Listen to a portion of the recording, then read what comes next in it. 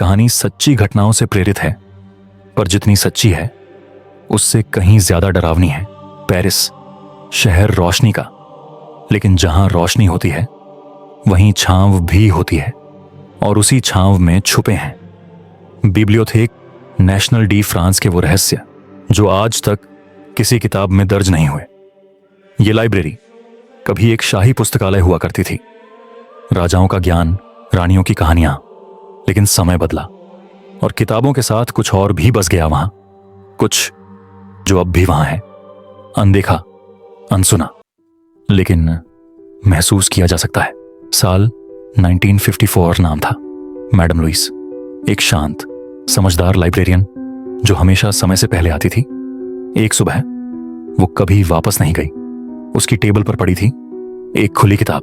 नाम था ले सीक्रेट्स परदू, खोए हुए रहस्यों की किताब। कोई खून नहीं, कोई चीख नहीं, बस गायब। कई साल बाद वही किताब फिर किसी ने खोली और उसके अंदर मिला एक स्केच, धुंधला पर साफ था। मैडम लुइस एक अंधेरे गलियारे में खड़ी थी और उसके पीछे एक परछाई लाइब्रेरी के पुराने हिस्से में। रात के वक्त गार्ड्स ने एक अजीब दृश्य देखा है। एक बूढ़ा आदमी, लंबा कोट, धीरे धीरे चलता हुआ। वो आता है, किताब निकालता है, उसे पढ़ता है और फिर गायब हो जाता है।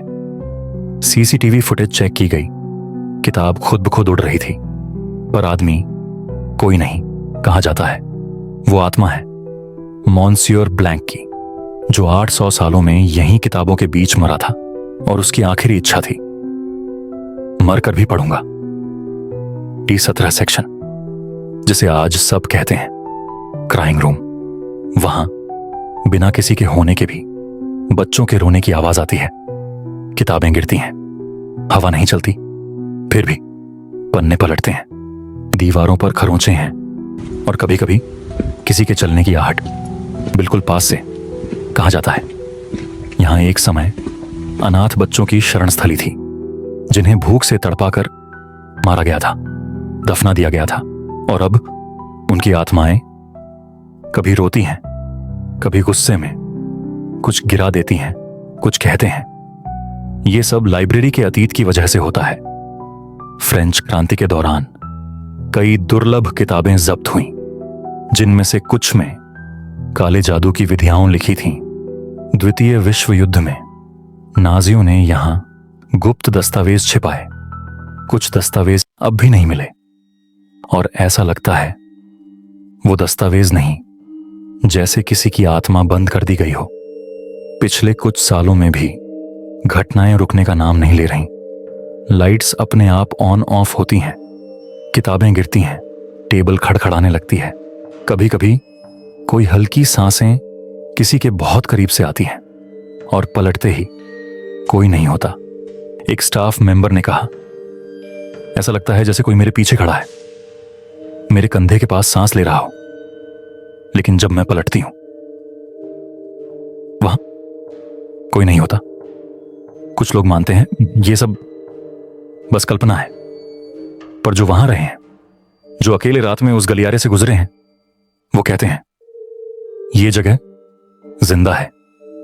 टूरिस्ट आते हैं कैमरे लेकर, कुछ असामान्य कैद करने की चाह में। एक सेल्फी में एक औरत की परछाई दिखी बिल्कुल पास, लेकिन कमरे में कोई नहीं था। बिब्लियोटेक नेशनल डी फ्रांस अब सिर्फ एक लाइब्रेरी नहीं रही, ये एक भूतिया संग्रहालय है। हर दीवार में, हर किताब में, हर दरार में कोई ना कोई कहानी बंद है। और हो सकता है अगली बार जब आप वहां जाएं, तो कोई अदृश्य पाठक आपके कंधे के पीछे खड़ा हो, किताब खोलने का इंतजार कर रहा हो, ताकि वो अपनी अधूरी कहानी आपको सुना सके। तो दोस्तों, क्या आप इस लाइब्रेरी में गए हैं? क्या आपने कुछ महसूस किया है, या फिर ये सब सिर्फ अफवाहें हैं? कमेंट में जरूर बताइए।